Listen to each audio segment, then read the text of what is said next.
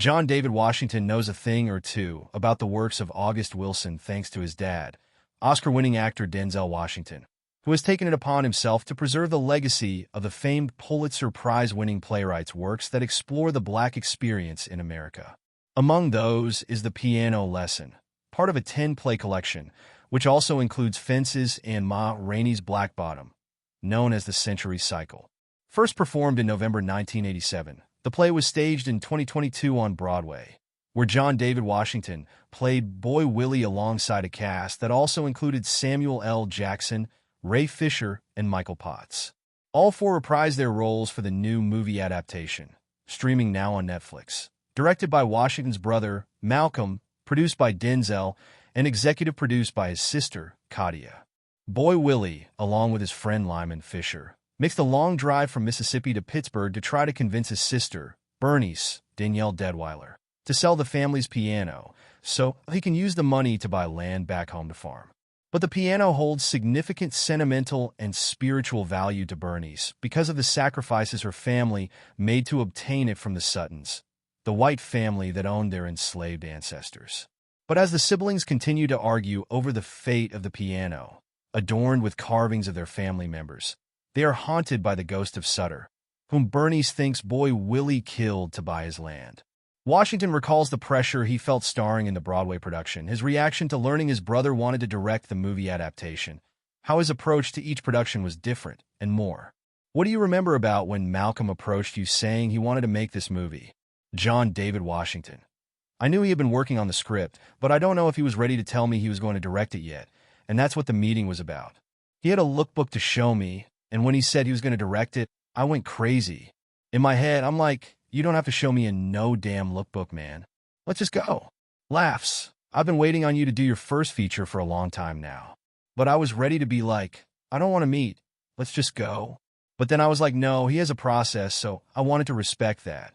When I read the script, I was like, oh, so we're really going to break a couple of rules here, are we? In a great way. Which was the point, which is what I wanted. We had an opportunity through genre to float across these whales of truth of the African-American experience in this country, which was there through August Wilson's writing, but also through genre. We can say it in an entertaining way, in a very universal way, because of the family dynamics. So he's taken a lot of the words out that we say, but transcribed them into a visual language that opens up the film in a way that was extraordinary. Were you always going to be reprising your role? Or was there a question of maybe this would be a whole new cast? It was about the play for me. That was the mandate. I wanted to do the play. I wasn't thinking about no movie because to me, the play was survival. If I can do this, if I survive this, if I can have some success, I can live and I can do this for a living, this acting thing. If it didn't go right, I'm not even joking. It's funny now, but I was seriously considering maybe trying something else. This meant so much to me. You'd already had some success, though, at that point, but doing the play, you felt a lot of pressure? This was different. I've heard wise people say, OGs say, that theater is the actor's medium. You can't get edited into a good performance. You can't get edited into a bad performance. It's all you up there for those 2+ hours. And I knew I was standing on the shoulders of giants, Stephen McKinley, Henderson, Michael Potts, Samuel Jackson, who originated the roles. Viola Davis has been up there. James Earl Jones has been up there. Courtney Vance has been up there. We got all these Wilsonians who've done this before. So it's like I'm up now, and they're going to know right away. They're going to call me out. And if I'm not getting the co-sign or the love from them, then why am I doing it? And it was this piece specifically. Unless you're on a TV show, actors don't usually get to spend this kind of time with a character, especially as you have across mediums. How has your relationship with Boy Willie evolved? It's evolved into a happy sort of ending or happy story for Boy Willie. But I was first preparing for this in 2020, in COVID, and then I found myself picking it up again towards the end of filming on The Creator. I was in Indonesia and walking these volcanoes and starting to learn my lines, and the character I was dealing with then was very depressed. He was like welcoming death in a way.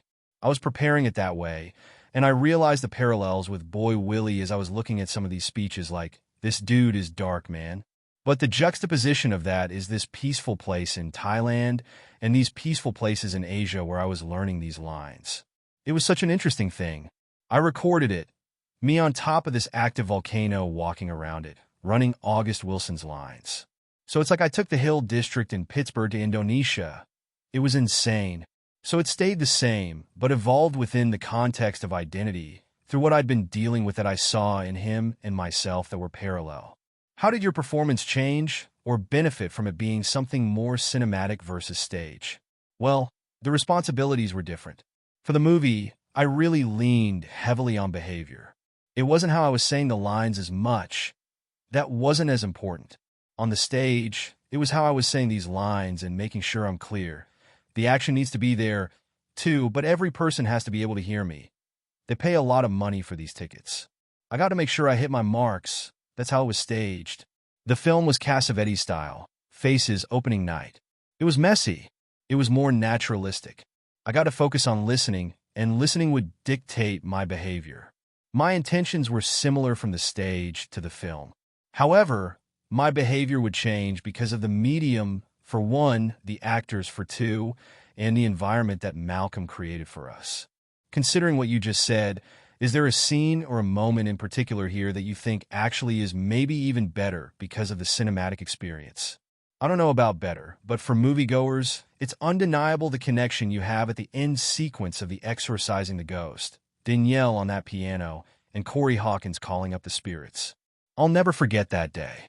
Corey started speaking in tongues. That wasn't in the script, that wasn't discussed, the spirit just jumped in him and out of him. And he really set the tone to me for that scene. I don't think the scene would have gone that way. I don't think some of those performances could have been accessed that way if it weren't for him setting that tone. It was insane what happened. And then, obviously, Danielle just went to a whole other world. The both of them together, they went somewhere else.